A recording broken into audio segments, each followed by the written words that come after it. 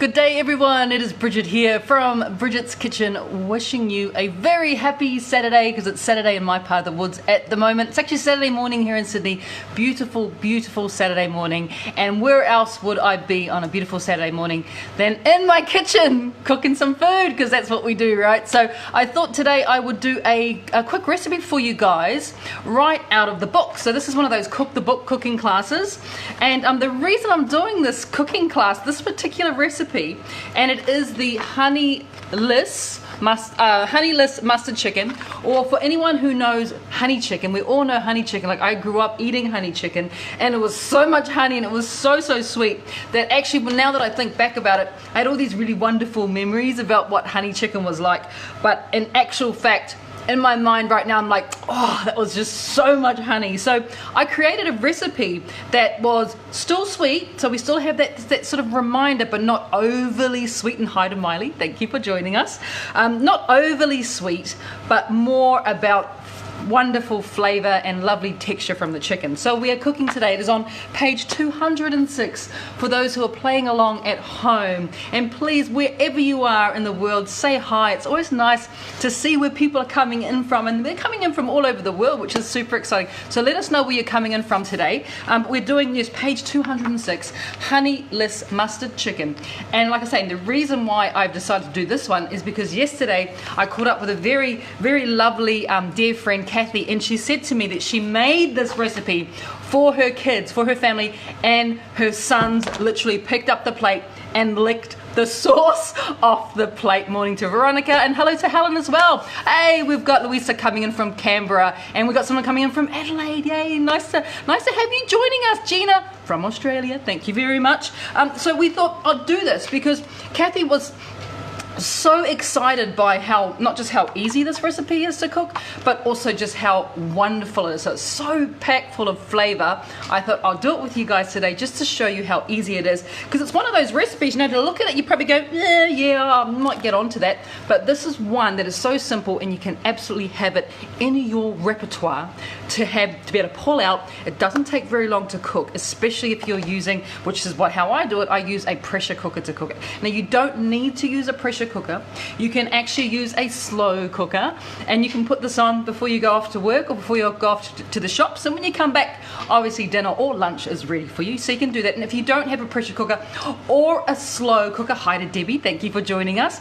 If you don't have a slow cooker or a pressure cooker, you can also put it into a really heavy pot with a lid, and you can cook it that way very, very slowly, either on the stove top, or you could even put it in the oven on a really low heat as well. So lots of options cooking wise. Now, the reason I use a pressure cooker is because I love the speed of a pressure cooker. If you've never used one before, you can get like quite a wide variety. Oh, we've got someone joining us, Debbie. Oh, Debbie's from Bundaberg, wonderful, and Central Queensland. Thank you for joining us today, Debbie. So if you are thinking about pressure cookers, and you can get ones that are electric, and you literally just push the button and it does all the work for you. That's the one that I've got, which is pretty awesome. But you can also get stovetop pressure cookers, which they're manual ones. They do require a little bit more work, but for someone who's used a pressure cooker before, you will find that you probably know it inside out already, and so the stovetop method is really good as well. So this recipe, as I was saying, super easy, straight out of the book.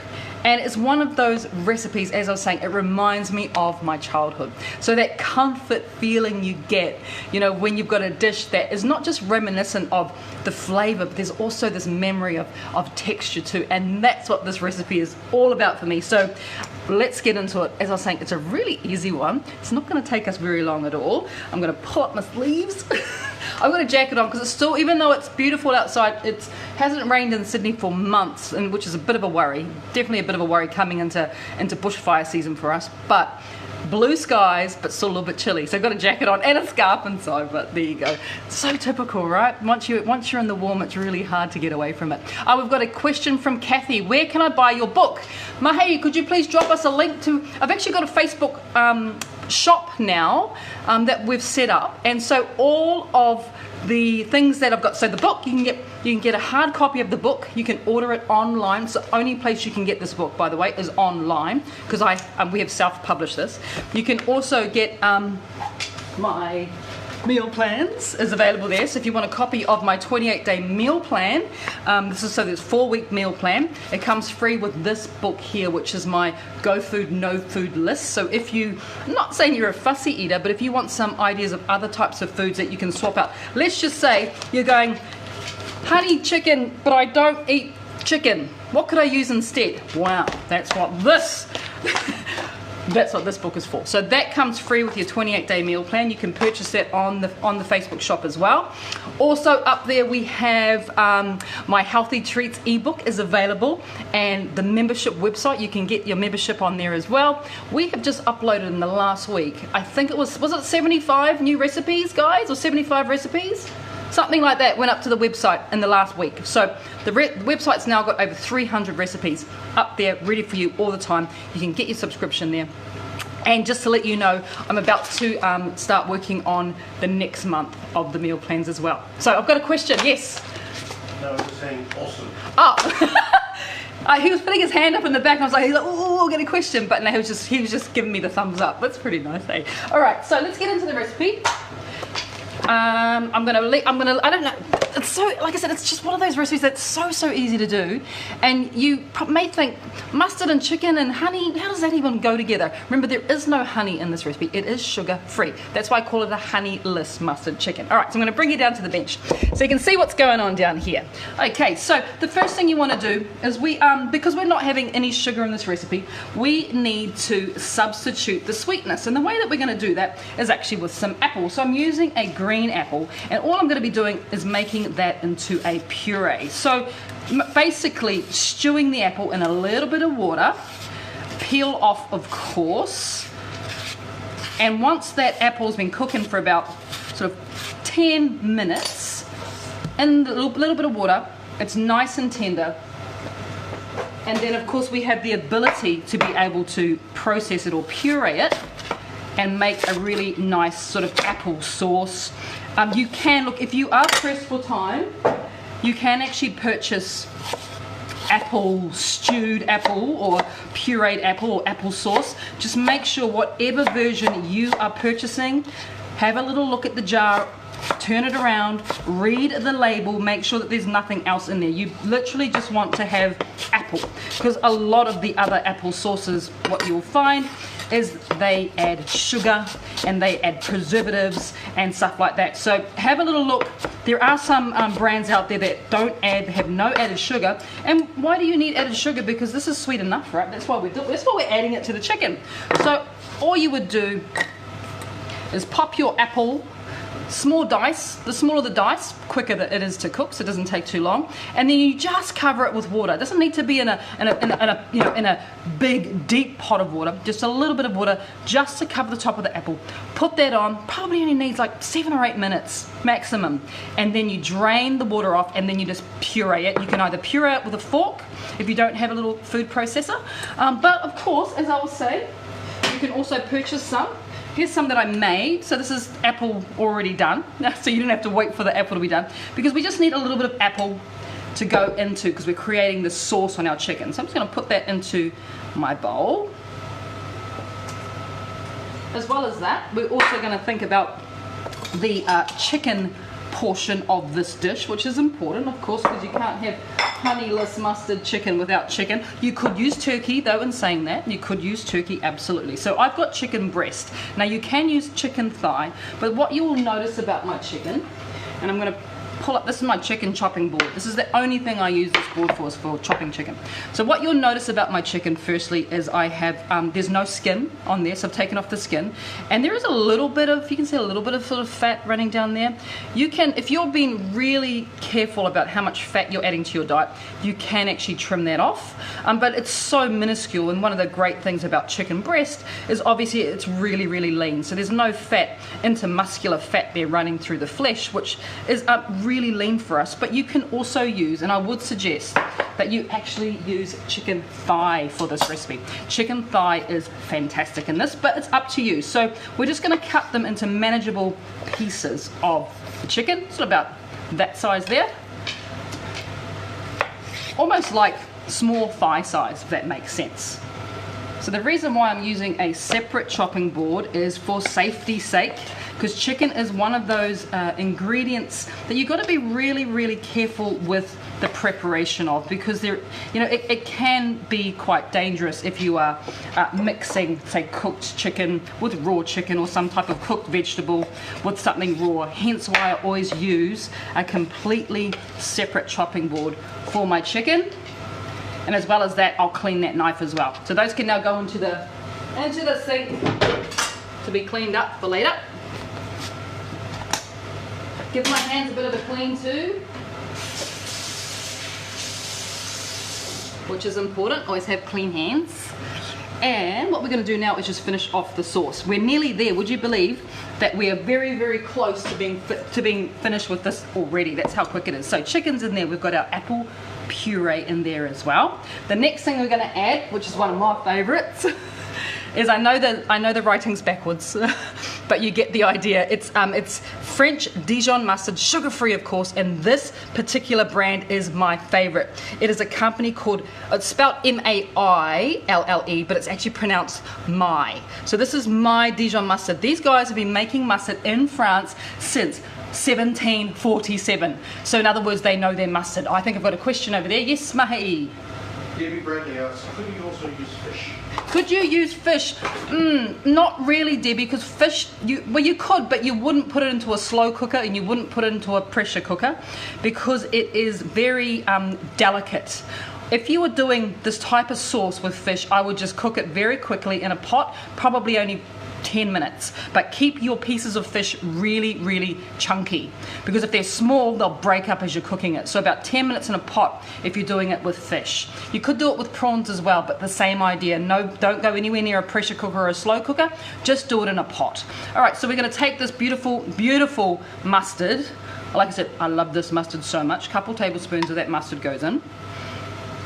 It is, if you weren't around I'd lick that off the spoon. It's that, I'm going to do it anyway. It's so good. Oh my god. It's like the best mustard ever. Alright, I now need to get a new spoon since I licked that one. Alright, mustard is in. But what is the other sweet component? Remember, this is honey mustard chicken, well, without the honey. So what I'm actually using is fiber syrup. Now fiber syrup is a prebiotic syrup. If you're wondering what it is an alternative to honey, and it is an alternative to maple or rice malt syrup. All those things have they have the ability to spike your insulin levels because they're basically just another form of sugar. Whereas our fiber syrup, and if you want to know where to buy it, just Google it. Go online and Google fiber syrup. So our fiber syrup is very low calorie. It won't spike your insulin levels, and it's also a prebiotic, so it's really good for our gut health, and it's sweet. So it's your alternative to honey and to maple or any of those other liquids. A little bit of tamari, or I'm actually putting sticky into it because I ran out of tamari. And what do you do when you run out of tamari? Well, you just add sticky sauce, right? So a little bit of tamari or sticky sauce goes in there. It's going to help with the colour. We're also going to put in some chopped garlic, and you guys know me, this is my chopped garlic that lives in my fridge all the time, ready for me. So it's so easy, don't have to worry about peeling garlic or chopping it to order. It just goes straight in there. And this is the other thing we're going to use just to give it that colour, that really wonderful yellow colour, is I've got a little bit of turmeric. So the turmeric is going to go in. You don't need much turmeric. I think for 2 kilos of chicken thigh, you only need about just a scant teaspoon or half a teaspoon of turmeric goes in there. Be careful, you never ever want to pick up turmeric and sprinkle it because you'll get yellow fingers. Trust me, I've done it many times. Just being lazy to grab a teaspoon. You definitely want to go with a spoon when it comes to the turmeric. In fact, one of the terrible, not that terrible, but one of the things that happens when you're an apprentice chef, little story for you. One of the things that happens is chefs like to muck around a little bit. You know, they like to have a good time in the kitchen, and depending on where you are in the hierarchy of a kitchen is very much like a brigade, like an army brigade. Depending on where you are in the hierarchy will determine whether you're mucking around or people are doing things to you. You know, which end of the scale you're at. And when I was an apprentice, my very last day in this hotel as an apprentice chef, they decided that they'd give me a send-off.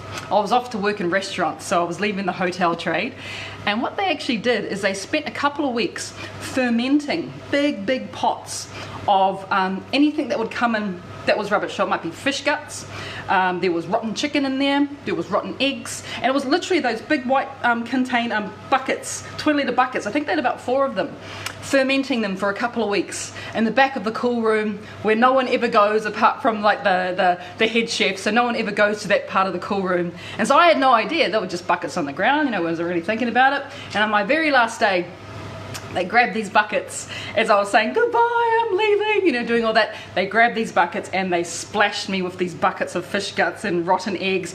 But the most terrible part was it was full of turmeric.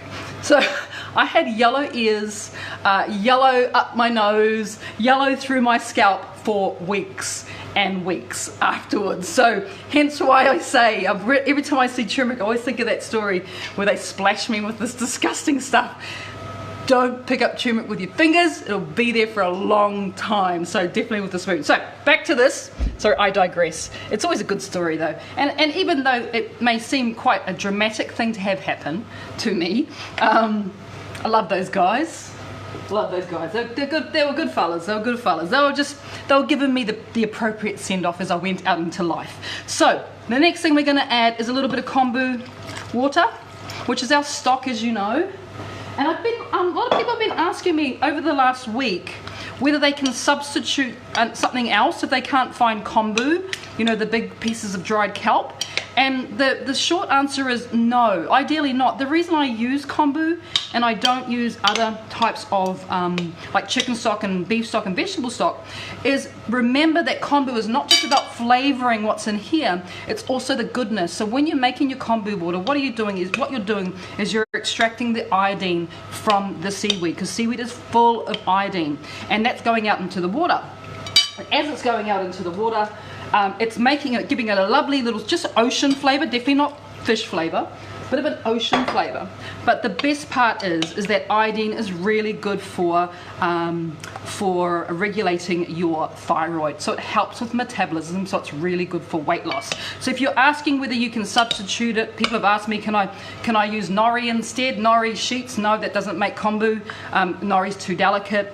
I've also been asked whether they can use miso. Definitely not. Miso is made from soybeans, whereas seaweed is seaweed. And miso doesn't have those wonderful iodine properties that your kombu does. Okay, so that is what it looks like. The only last thing to add would be just a bit of a sprinkling of salt goes in there as well, and a little grinding of black pepper, and that is basically your mix made. So at this point, it would be up to you whether you put it into a pressure cooker, whether you put it into a slow cooker. Slow cooker is going to probably take probably around about 4 to 6 hours, depending on the size of your chicken. Just keep an eye on it, and you just want it to be tender. Pressure cooker is going to take about 20 minutes to cook. That's why I love the pressure cooker. And if you're putting it into your pot, just make sure it is on the lowest possible temperature setting. Pop the lid on and either put it into the oven on a really low, like 120 degrees, or put it on the stovetop on the lowest temperature you can get it down to. So that is the mix. But I'll show you the one that I prepared earlier, so you don't have to wait for me to cook it. I've got my pressure cooker here. Right, I'm just going to raise it up just a bit so you can see. So this is my pressure cooker. Like I said, it is an electric pressure cooker. And come on, give it up, give it up, give it up. It's still got a lot of pressure in there. Just going to try and, doesn't want to release it. Come on now. It's only just, oh there we go. Only just cooked here. We should get a bit of steam coming out. Well, yes we do. My glasses are now fogged up. That's awesome. All right, so what I have in here is really hot for a start. And then we have our chicken in there. But I'm going to show you what it looks like when you plate it up. So that was 20 minutes on medium to high pressure. And after 20 minutes, it is ready to go. So all we need to do now is plate it up, serve it up. So I've got my bowl there. And I thought, I mean, there's a few different ways that you can serve this particularly because this is your protein. Now it's up to you how you want to serve it. This is also really good if you're meal prepping as well, because you know you can make a big quantity of this and then it freezes really well, and also you can just have it in your fridge, you know, in your little containers ready to go as well. So it's a really good meal prepping one, and as Kathy was telling me yesterday, the kids and the family love it as well. So it's really good just to make something healthy for the family too. So what I thought I would do with mine is I've got some cauliflower rice that I've already made. So you can absolutely serve it with cauliflower rice, but not just cauliflower rice. But the reason I do like cauliflower rice because it soaks up the juice that you get from the chicken, which is really cool. So cauliflower rice is definitely a nice one to serve with it. But you could also do, you know, like blanched asparagus, or you could do some broccoli, or you can even, you know, serve it through a salad as well. Wait for it to cool down, strip the chicken away and serve it through a really big salad. So it's nice and versatile sort of a dish, but definitely cauliflower rice works really well. So let's now get out a couple pieces of this wonderful chicken, and you'll see the color, and every time you see turmeric, you'll remember my story now about being splashed with all this turmeric and fish stuff. That wasn't very nice, but you get this most wonderful color. Look at that, look at the color. Isn't it gorgeous? Absolutely gorgeous. And then of course we can't waste that beautiful liquid that we've got that's come out of it as well. Because remember we had the kombu in there. There was some apple for sweetness, of course. That fiber syrup as well is in there, and it does make for such a wonderful sauce to go over top of the chicken. And now it's going to soak through that cauliflower rice so nicely. And then the last thing that you can think about doing is putting some fresh herbs on top, of course. And what goes better with something like this but would be some fresh mint or some fresh basil. So we're thinking about those herbs that are really light and they're very bright. So they have a wonderful, we call these top notes. So I wouldn't go for a fresh thyme or rosemary. I want something really bright and light. And mint and basil are definitely two. Chives could definitely go with it as well, but I think more so the mint because it's lovely and fresh. We're just going to pull some of the leaves off and then just give it a very quick little chop. Oh, you need a new knife. Give it a bit of a chop through. Bring the leaves together. This is the best way to chop. And then you can just shred them. Take your time when it comes to chopping. Chopping herbs, not fingers. Just take your time. And then we can sprinkle this. Oh, just even adding the mint to this transforms this dish. It makes it so wonderful. A little grinding of black pepper goes on top of it as well, especially with the cauliflower rice. It's just plain cauliflower rice. I haven't added anything to it, so I am going to add just a little bit more of salt just onto the rice, just so it's got a bit of seasoning as well. And there you have it. Look at that. Isn't that great? That is such a wonderful dish, and like I was saying, this is really easy to make. You saw how easy it is, and versatile. So you can have it with your rice, you can have it with vegetables, you can have it with salad, you can meal prep it, you can freeze it, you can do all those wonderful things to it, and of course it tastes absolutely fabulous. So there you go. That is page 206 206 of the book. If you need to purchase a copy of the book, you can go straight to my Facebook shop, Bridget's Kitchen, and it's there for you to purchase. But also just want to say, if you really like this video, make sure you share it, start a watch party, do any of those sort of wonderful things. But thank you so much for hanging out with me this morning, making some chicken. I think it's kind of brunch, isn't it? It's brunch time. Yeah, I'm getting nods. It's brunch. They're like, yep, hurry up, mum. Alright guys, I will talk to you again really soon. Enjoy your weekend, enjoy wherever you are in the world, and yeah, let us know what you think if you've made the honeyless mustard chicken before. I'd love to hear from you. Alright guys, take care, bye.